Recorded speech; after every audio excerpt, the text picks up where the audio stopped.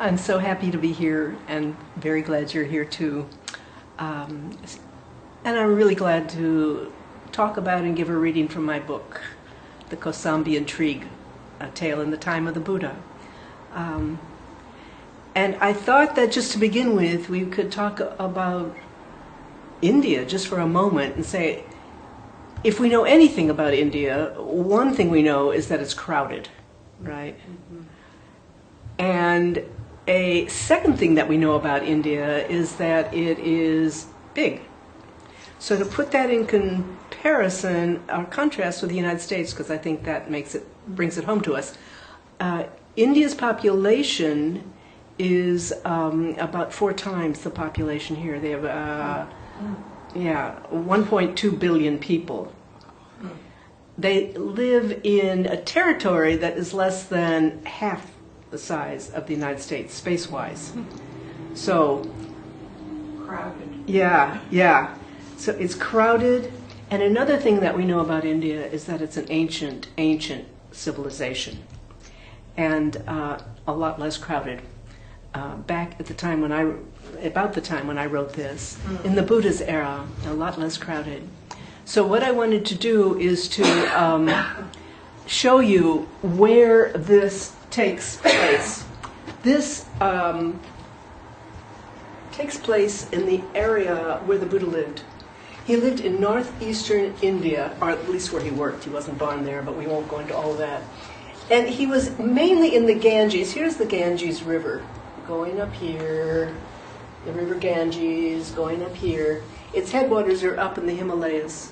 Mm-hmm. And so coming right down here, and the area that we are going to be talking about is right around what is the modern city of Allahabad. Mm-hmm. And it's right in the juncture of the Ganges River and another major river called the Yamuna. Now, the town that we are focusing on, actually it was a city, a huge major metropolis at the time, is called Kosambi. Right now it's a teeny little inconspicuous little town, and it's on the banks of the Yamuna, just not too far from the confluence of the Yamuna and the Ganges. So it's right over in this area, down in here, Allahabad, right in there. So here's the area, northeast India, where the Buddha really taught, where he walked, where he taught all those years. So this is where this is going to be focusing. And as I said, it's a lot less crowded at that time. So I might ask, why is it that I wrote the book? It seems to me that might be of interest. And I will say that I wrote it, I actually didn't want to write it. I was on a retreat, a meditation retreat, with a man named Lee Brasington, and this was back in 2008 or 2009. And he was giving a talk one night, and he was talking about from the Buddhist scriptures. And I knew the scripture he was talking about. And he was talking about consciousness and lots of stuff. But I knew that scripture, and in that scripture, there was a reference to a monk named Sati. And in the scripture, Sati gets blasted for not having a proper understanding. Now, I won't go into all of this, of how it was blasted. I think there's a lot of later editorial inserts here. But I realized, and they kept repeating, you're a son of a fisherman. In ancient India, and later as it developed even more strongly in the caste system, fishermen were outcasts. Because it doesn't mention that in the scripture, but this is the case. So in other words, they were saying, you're just from an outcast, a non-caste, not from even the caste, and you just don't understand what this is all about. And I remember sitting there, and as Lee Brasington was talking on, I was thinking, this is bigotry. It's like, so I decided, something needs to be done about that. Something needs to be said about that. And then the thought came up, well, why not write a book? I said, that's nuts. Why would I want to write a book about that? And they kept coming to, why not write a novel? It just came from nowhere. And I said, I don't want to do that. I said, I don't want to do all of that research. What do I know about ancient Indian culture? So the the issue was I wrestled with it back and forth, and not for very long. By the end of that evening, I decided I was going to write a novel, and Sati was going to be a key character in it. So that's what happened, and that's how this came to be. So that's how I wrote it. And then I will say what I tried to show. What I was trying to show is that these people lived in a remote time and a remote place. But you know what? They were human beings, just like we are. So I was trying to show that there isn't that much difference. Even the culture is different. These are human beings. And that's what so it's really relevant, even though we tend to think, a book about ancient India, I mean, what do I know about that? It's really relevant.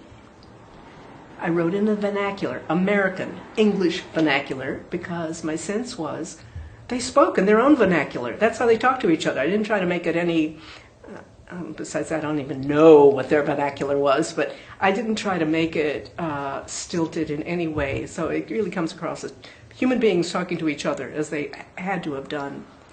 And I will say that this novel, the Kosambi Intrigue, is one of the first novels since Siddhartha, Hermann Hesse's Siddhartha.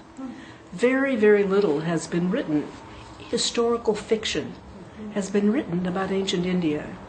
I did a good deal of research for this book, and it is based on historical fact. The Kosambi Intrigue. It focuses on a schism in the Buddha's order as a result of political intrigue. Political intrigue that, according to the historical text, happened in the monastery where I have Sati living. But I think it wasn't just in the monastery. I think it was bigger than that. When you read a little bit about the era, you see there was a king in Kosambi. This was the capital of a kingdom right there. And the king was very much against the Buddha. And he was a very volatile man. And I think it was actually an intrigue between individuals in the monastery and the court and the king's policies. And that's what I've written. That's the story that I have made. But again, the basis of it, although I've got the court into it, and that wasn't in the historical text, as I put it, the basis of it proceeded and opened just as it did in the historical text. So it starts from a little incident, which I'm going to read now, and it becomes a huge issue in Kosambi. It finally embroils the whole town, it embroils the kingdom, it becomes a real crisis. I'll ask if there's any questions just right now before I start to read.